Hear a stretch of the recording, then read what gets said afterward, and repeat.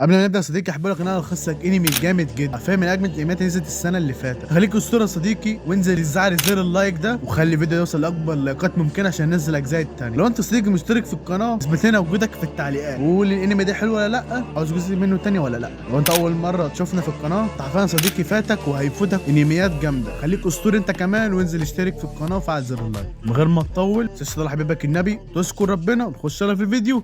نخش الله. بتبدا حكايتنا بشاب اسمه ميموري، وده بطل قصتنا. بنعرف ان الواد ميموري ده كان بيتذكر ذكرياته الاليمه، وبنعرف ان الذكريات ديت كانت مع ابوه اللي كان بيقعد يضربه وكان بيقعد يتنمر عليه. نعرف برضه ان مامته كانت بتشوف التنمر والضرب ده كان مش بتعمل اي حاجه. ولكن ساعتها بيرجع الواد ميموري للحاضر وبنلاقيه كان قاعد في باص مع زمايله اللي كانوا في الفصل، وفي نفس الوقت بنشوف واحد بارد قوي اسمه اياما، وبالليل كان واخد روايه من بنت كانت اسمها سوجو. بنعرف ان الواد اياما ده كان مش عاوز يديلها الروايه بتاعتها، وبنعرف كمان ان البنت اللي اسمها سوجو دي رئيسه الفصل اللي فيه الواد ميموري. ولكن ساعتها في نفس الوقت اول لما الواد ميموري بيشوف اللي حصل ده بيتجرأ وبيروح للواد اياما عشان ياخد حق البنت. فساعتها بتستنزل الواد اياما بيقول له انت سيت نفسك يا ابني، انت عبيط وهبل. فساعتها الواد اللي اسمه تاكيدا دخل عليهم وبيقول لهم مالكش دعوه انت يا واد يا ميموري وانا هتصرف مع الواد ده. باللي بيقول له راجع كتاب البيت ومالكش دعوه بيها تاني. فساعتها بيسمع كلامه وبيرجع زي الكلب وبيتزر منها في الاخر. ساعتها بيقول ميموري في سر ان هو مش عاوز ان هو يعمل كده، بس ده اكيد ممكن يكون بسبب الذكريات اللي انا اتذكرتها دلوقتي. ولكن ساعتها في نفس الوقت بنلاقي ان الباص بيحصل له حاجه غريبه، وبنلاقي منتقل من عالمهم لعالم تاني خالص. وساعتها بنلاقي ان في العالم ده بتظهر لهم حكيمه،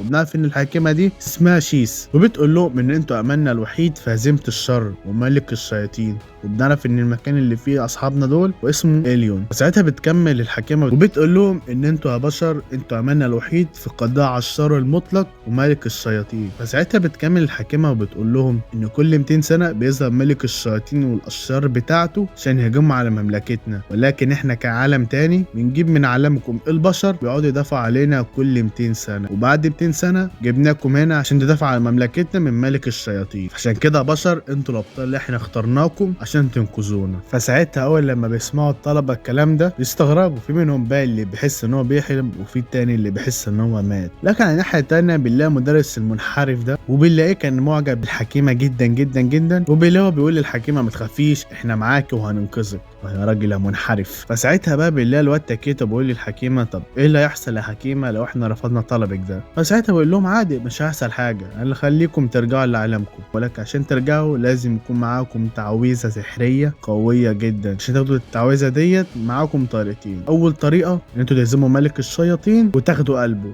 واما الطريقه الثانيه ان انتوا تاخدوا جوهره ملك الشياطين لما يخسر بتحطوه في البلوره اللي على القلاده ديت. فساعتها بنلاقي طلبه كتير جدا بيرفضوا طلبها وبيقعدوا يزعقوا لها، لكن ساعتها بترجعهم الحكيمه بتقول لهم ارجوكم انقذوا عالمي احنا غلابه قوي. فساعتها بنلاقي رائده الفصل وهي بتقول للحكيمه طب احنا غلابه ماشيين على باب الله هنحميكم ازاي؟ فساعتها بتقول لهم الحكيمه ما تشغليش بالك لان كل واحد فيكم عنده قوه مش عند اي حد. ساعتها بقى في نفس الوقت بنلاقي ان الحراس جابوا شخص وسابوا عليه كلب، لكن اول لما الكلب ده هاجم عليه بنلاقي ان الحكيمه من غير ولا رحمه بتحرقه. ساعتها بتقول لهم ان الحرق ده هو السحر هتلاقيه عندكم. فساعتها بنلاقي الحكيمه بتدخل عليهم باللورة عشان يقيسوا سحرهم. فساعتها فعلا بنلاقي ان كل الطلبه بيقيسوا سحرهم وقوتهم باللورة دي. فساعتها بقى بعدها بنلاقي ان جه الدور على بطلنا ميموري عشان يقيس قوته، لكن ساعتها اول لما بيقيس قوته بنلاقي ان باللورة بتنور بنفسجي. فساعتها بيعرف ان بنفسجي دي مش حاجه كويسه وممكن تكون حاجه ضعيفه، لان اول لما الحكيمه شافت البلوره بتنور بنفسج ما ردتش عليه. فساعتها بقى بعد ما بيخلصوا كل الطلبه من تقييم سحرهم بنلاقيهم بيطلع في وشهم منشور، وبنعرف ان المنشور ده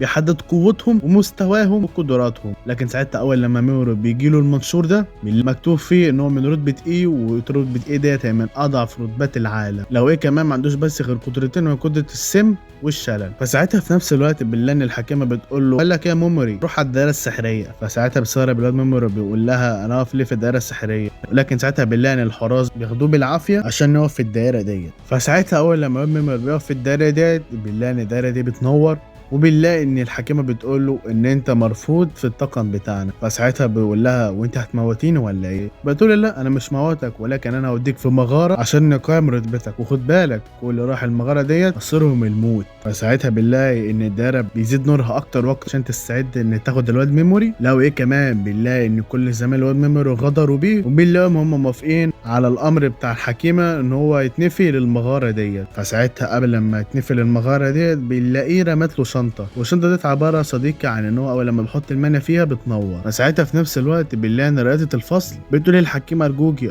ما توديش ميموري للمغاره ديت ممكن يموت. فساعتها بتضرب الحكيمه وبتقول لها مالكيش دعوه، بتضربها في الاخر. فساعتها بيغضب الواد ميموري بيحاول ان هو يفعل تقنيه الشلل على الحكيمه، ولكن بالله الحكيمه بتصد الضربه بتاعته وبتقول له انت يا ابني عبيط يا ابني، انت فاشل، انت من اقل رتبه في العالم، انت ضعيف. فساعتها قبل ما يروح للمغاره بيقول ان انا اول لما ارجع هبقى هنتقم منك وهبقى اقوى مني. فبعديها بنلاقي ان كل زمايل الواد ميموري بيلاقيهم بيتريقوا عليه برضه وبيقعدوا يضحكوا عليه. فساعتها الواد ميموري بيقعد يعيط ويفتكر ذكرياته الاليمه اللي عاشها مع ابوه وامه. ساعتها بيقول لهم ان انا لو رجعت عايش من المغاره ديت فانا اقسم لكم ان انا هنتقم منكم وهقتلكم كلكم. فساعتها بقى بنلاقي الواد ميموري خلاص راح للمغاره ديت، وبنلاقيه حط المنى بتاعته في الشنطه عشان ينور المكان، ولكن هو ماشي في المغاره بنلاقي ان في جثث كتيره وهياكل عظميه. فساعتها بيترعب الواد ميموري وبيخاف. فساعتها بتخاف اكتر اول لما بيلاقي وحش عاوز يقتله، ولكن الحمد لله بيقدر يتفادى الوحش وبيجري منه. ولكن للاسف بنلاقي ان الوحش بيقعد يجري وراه، وبنلاقي ان الواد ميموري خلاص بيقول ان دي نهايته وشكلي هكتب وصيتي. بنلاقي ان الواد ميموري بيصدم عليه في اللحظه المناسبه سحر الشلل. فساعتها بيصدم الواد ميموري اللي بيشوفه من قوته، ولكن مش بيهتم وبيقعد يجري برضه، ولكن هو بيجري ان في وحش كمان قابله في الطريق. فساعتها بيترعب برضه، ولكن بيملك اعصابه وبيتشجع بيفعل عليه سحر الشلل. فساعتها ولا ما استعمل سحر الشلل الا ان الوحش اتشل ويهزمه في الاخر. فساعتها بتصدم الواد ميموري المره الثانيه وبيستغرب ان قدرته الضعيفه ديت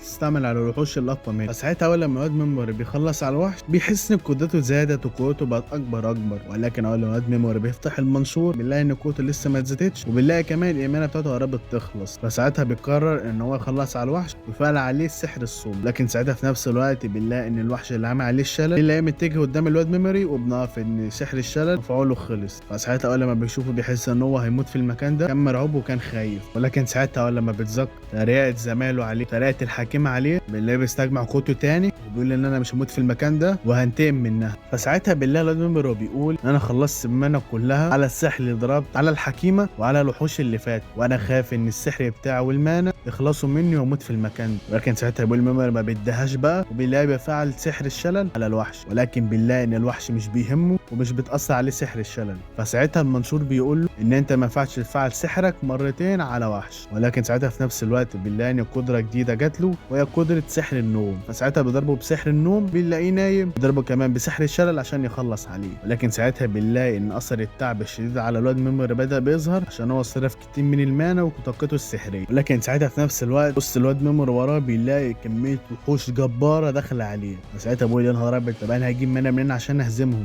ولكن ساعتها بيقول لي الواد ميموري ما بديهاش بقى، عشان الطريقه الوحيده عشان اهزمهم ان انا اخلص المانا كلها. فساعتها بيحرر المانا اللي كانت في الشنطه لو فاكرها يا صديقي، وبنلاقيه بيقعد يفعل عليهم سحر الشلل مرارا وتكرارا. ولكن بيلاحظ الواد ميموري ان كل شويه بيفعل سحر الشلل بنلاقي الوحوش بيزيد اكتر واكتر. فساعتها بنلاقي الواد ميموري بيفقد الامل في قوته، بيقول ان انا خلاص هموت في المكان ده. ولكن ساعتها بنلاقي ان النظام بيديله ليفلات عاليه جدا، ساعتها على طول بيهاجم على الوحوش ويبدا يشل فيهم رغم ان هو مش فاهم اي حاجه ومش عارف ايه اللي بيحصل، وبيقول ان اكيد مستواي ارتفع بسبب ان انا قتلت الوحوش قبل كده. فساعتها بيفرح ميموري جدا وبيقول ان انا لو استمريت في الهجوم على الوحوش مرارا وتكرارا هقدر ارفع مستواي وساعتها هنتصر عليهم وبكل سهوله. فساعتها بالليل بيقعد يفضل يستخدم مهاره الشلل على الوحوش لحد ما بنلاقي المهاره دي مستواها بيرتفع وبيوصل للمستوى الثاني، وبنلاقي ان الواد ميموري بيتفاجئ من قوه سحر الشلل، لان السحر الشلل ده بدل ما يضرب الضربه واحده لوحش واحد لا بيضرب الضربه الواحده لوحوش كتير. فساعتها بنلاقيه فعلا قدر يشيل مجموعه كبيره منهم بضربه واحده بس. وطبعا اكيد بنلاقي الواد ميموري مبسوط بقوته المدمره ديت اللي هو اصلا شايفها بترتفع كل شويه مرارا وتكرارا. فساعتها بقى بعد ما بيشيل كل الوحوش يبدا انه يستخدم مهاره السحر عليهم عشان يخلص عليهم على طول. فساعتها بنشوف ان مهاره السم دي كمان مستواها بيرتفع زي مهاره سحر الشلل. فساعتها بعد ما بيخلص ميموري بلاقيه فاتح المنشور عشان يعرف قوته زادت ولا لا. لكن ساعتها لما يفتح المنشور بيلاقي ان فعلا قوته زادت اكتر واكتر بعد ما قتل كم كبير من الوحوش. ولما بيبص على المنى بتاعته بيلاقيها عددها بقى كبير جدا جدا، وبيقول ان اهم حاجه عندي ان المنى بتاعتي تكون كبيره جدا عشان بالمنى ديت هي طريقتي الوحيده للنجاه جوه المغاره المرعبه ديت. وبعدها كده بقى بنشوف ان الوحوش بتبدا تموت تدريجيا، وكل ما الوحوش بتقع على الارض مستوى الواد ميموري بيترفع اكتر واكتر. فساعتها بقى بيقوم علشان يرفع مستوى سحر النوم اللي موجود معاه، وفعلا بنلاقيه بيبدا ينيم في الوحوش واحد ورا الثاني عشان يزيد قوه النوم ديت. وبالطريقه دي بقى صديقي قدر يرفع مستوى سحر النوم لمستوى تاني. فساعتها بنشوف بعدها كده كل الوحوش حرفيا بقت بتموت قدامه، وبنلاقي ان الواد ميموري بقى عنده امل ان هو يخرج من المهاره ديت بسلام. وساعتها بتشوف ان الوحوش اول لما بتلاقي الواد ميموري قدامها تبقى بتخاف منه عشان هو بيبقى قوي جدا، وبتسيبه وبتطلع تجري. وبعد كده بيروح لاحدى الجثث وبياخد منها الوشاح بتاعه والخنجر اللي كانوا معاه، وبيقول اهم حاجه ان الاقي اكل وشرب هنا في المغاره عشان اعيش. فساعتها بنلاقي ان الواد ميموري كان نفسه ان هو ياكل لحمه وفراخ عشان تغذيه يبقى عنده طاقه اكتر عشان يحارب في المغاره ديت. ولما مش بيلاقي اي اكل قدامه بيقرر ان هو ياكل واحد من الوحوش ديت. فساعتها بيلاقيه بيطلع السكينه يشيل عين من عيون الوحش اللي شافها قدامه، واول لما بيجرب ان هو ياكل العين بتاعه الوحش على طول بيتفاه بيرجعها عشان طعم العين دي مقرفه جدا. ولكن فجاه بنلاقي ميموري بيقع على الارض من شده التعب والجوع، ولكن ساعتها بيبص على الشنطه اللي معاه فبيلاحظ ان لونها اتغير قوي، واول لما بيمسكها يفتحها بيلاقي جواها اكل وازايز حاجه ساعه بقى وخربانه معاه. فساعتها بقى بيبدا ياكل ويشرب زي المجنون وبيكون مبسوط جدا. فبعدها بيعدي اليوم ده كامل، وبنشوف بعد كده هو قاعد قدام عدد كبير جدا من الوحوش، وبيكون استخدم عليهم سحر الشلل وبعديه سممهم عشان يقتلهم طبعا. وطبعا بينجح ان هو يخلص عليهم بسهوله لان مستواه باللعيب بيكون مرتفع جدا جدا بعد ما بيقتل العدد الكبير من الوحوش ديت. ولكن ساعتها بيكون متضايق من نفسه جدا، وبيحس ان هو عمل مجزره في المكان اللي هو موجود فيها بسبب كميه جثث الوحوش الكتيره، وكل ما مستواه بيرتفع بيكون زعلان وعمال يعيط، مش عارف مين اللهبه اللي بعت عشان مستواه بيزيد. المهم لكن ساعتها بتشوف الواد ميموري وهو بيفتكر ذكرياته الحزينه وهو صغير لما كان ابوه عمال يضربه وكان بيتمنى ان هو يقتله في يوم من الايام. ولما كبر بنعرف ان كده ان خالته وعمه جم عشان ياخدوه من ايد ابوه الطاغي عشان يربوه احسن تربيه، لانهم اول لما شافوا التربيه القاسيه ديت من ابوه وامه قرروا ان هم ياخدوه ويربوه. وبيقول من ساعتها لما انا عشت معاهم بقيت انسان تاني خالص وطيب جدا. ترجع بقى الواد ميموري بعد كده وهو بيستغل ان هو ما حسش باي خوف ولا اي رعب لما كان بيقاتل كل اعداد الوحوش الكبيره ديت. فساعتها بالليل بيفتح المنشور بتاعه عشان يشوف قوته اتزادت ولا لا، بنلاقي ان الواد ميموري وصل للليفل 900. يا نهار ابيض يا جماعه، وصل للليفل 900 وبيقول ان انا دلوقتي بقيت قوي جدا ومحدش يقدر يهزمني هنا. ولما بيبدا يتمشى بعد كده في المغاره بيلاقي وحش على شكل عين، فساعتها بيترعب منه ولكن بيستخدم عليه سحر السم والشلل وبعدها بيخلص عليه على طول. لكن ساعتها بيحس ان المكان مختلف عن المكان اللي كان عليه. فجاه بيلاقي باب سحر قدامه، ولما بيفتح بيلاقي هياكل عظميه كتيره ميته لكن ما حصلهاش اي حاجه، وبيعرف ان هم ماتوا بسبب الجوع والاكل لان كل الاسلحه بتاعتهم سليمه وما فيهاش اي حاجه. فساعتها بيبص على الشنط بتاعتهم بيلاقي معاهم جواهر سحريه كتير، فبيبدا الواد ميموري ان هو ياخد الجواهر السحريه ديت، وبيقول ان اكيد الجواهر دي هتفيدني في يوم من الايام. فساعتها بيبدا يفتش في كل الغرف اللي موجوده في المكان ده، ولكن بيلاقي هياكل عظميه كتير لبشر كانوا محبوسين جوه الغرف ديت. بعدها بيلاقي رساله من احدى الهياكل العظميه، وبيعرف ان اللي كان كاتب الرساله ديت كان فارس قوي جدا بيمتلك سحر اسمه سحر الظلام. وقوه سحر الظلام ده يا صديقي نفس القوه اللي كانت موجوده مع احدى الطلاب اللي وصلوا للعالم هنا. وبيعرف الواد ميموري من الرساله ديت ان الساحره شيس بعتت الفارس ده هنا عشان كانت عاوزاه يموت. وبيقول كمان ان الساحره شيس خدعته لما قالت ان امبراطوريه الظلام الشريره عاوزه تهاجم بلدها، ولكن الواضح انها طلعت الحكيمه هي الشريره اكتر من الاشرار دول. ولكن ساعتها بيلاحظ ميموري ان مع الراجل ده كتاب، والكتاب ده يا صديقي موجود فيه مواصفات الادويه والادوات السحريه. فساعتها ما بيصدق واد ميموري وبياخد الكتاب ده عشان يفيده في يوم من الايام. فساعتها بيلاحظ واد ميموري تاني ان يكون مع الراجل ده لفافه سحريه لكن مش بيعرف يقرا اللي موجود عليها. ولما بيمشي يبص في الكتاب اللي خده منه بيلاقي فيه تحذيب من الوحوش اللي اسمها اكله الارواح. ولما بيخرج بعد كده بيلاقي ان باب السحر الغريب ده جدا، لكن عشان يفتح الباب ده لازم يحط فيه حجر سحري. فساعتها بدا يحس ان في حاجه المفروض يعملها، ولكن ساعتها وهو ماشي واد ميموري بيلاحظ باب سحري غريب، ولكن المفروض عشان يتفتح الباب ده لازم يحط فيه حاجه عشان يتفتح. ساعتها بيحس ان الحاجه اللي المفروض تتحط ديت اكيد مليون في المية تكون موجوده في الوحوش اللي اسمها اكله الارواح. فساعتها بيبص على المنشور بتاعه وبيلاقي ان مستواه بيرتفع، وبيقول ان انا لما وصلت هنا كنت ضعيف جدا ودلوقتي بقيت قوي واقدر اواجه اي وحش حتى لو كان اسمه اكل الارواح.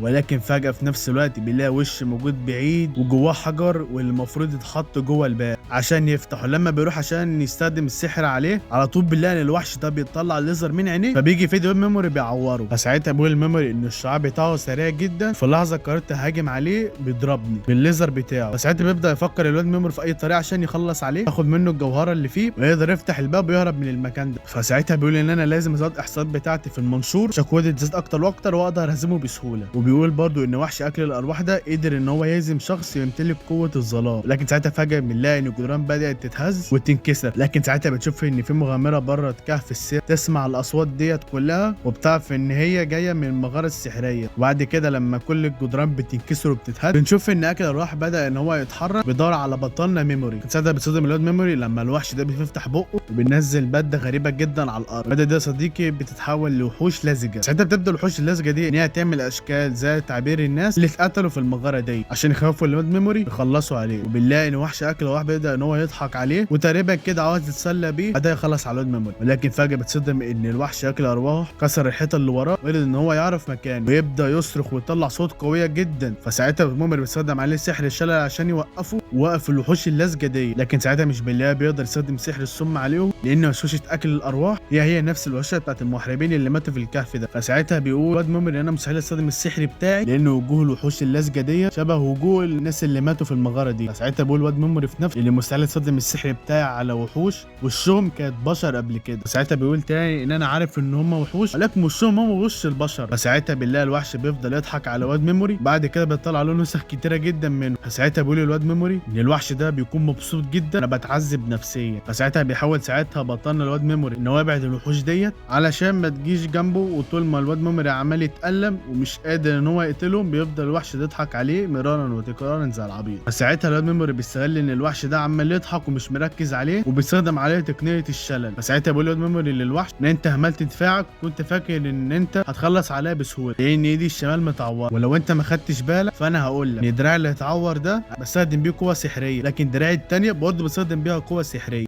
سبحان الله. فساعتها بالله الوحش ده بيقع ومش بيقدر يتحرك. وساعتها تقنيه الشاب بترتفع لمستوى ثالث وبعدها بيقرر ان هو يقضي على الوحش ده تماما بسحر الصبح. وبيقول للوحش ان انت لو نزلت وحوشك على اشكال بشر اللي انت قتلتهم في المغاره ديت ما كانش انا كانسان اقدر اخلص عليهم عشان انا لو خلصت عليهم ابقى انسان وابقى وحش. فساعتها بيبدا الواد ميموري بيضحك عليه وبيقول ان عيب ان شخص ضعيف بشر اول مره يوصل للعالم ده قدر ان هو يخلص عليك ويقتلك. فساعتها بالله ان الوحش ده بدا يتدمر واول لما بينتهي بتظهر ارواح الناس اللي هو قتلها بيبداوا ان هم يشكروا الواد ميموري عشان هو خلص على الوحش ده. فساعتها بيحصل على الجوهره اللي كانت موجوده فيه وبالله ان الارواح بتقول له ان احنا بنتمنى الجوهره ديت تساعدك بالخروج من المغاره دي. وكمان بيطلبوا منه قبل ما يمشي ان هو يدعي على الساحره شيس لان طبعا هي السبب اللي خلتهم يموتوا في المغاره دي. فساعتها بياخد الجوهره اللي كانت موجوده في الوحش يحطها على الباب يخرج منها. أرى اللي هيحصل للواد ميموري ولا ينتقم من الحكيمه شيس وايه مصير الواد ميموري في العالم التاني ده كله يا صديقي هنعرفه في الحلقات الجايه. ما تنساش بقى يا صديقي تفعل زر اللايك الجامد بتاعك انت حفظت ان احنا ننزل الجزء الثاني. اضغط اشتراك لو انت اول مره تشوفنا وفعل زر عشان يجيلك كل جديد وتكون اول شخص بيتفرج على الحلقه. ما تنساش يا صديقي تذكر ربنا صلى على سيدنا محمد صلى الله عليه وسلم وبس. يلا سلام.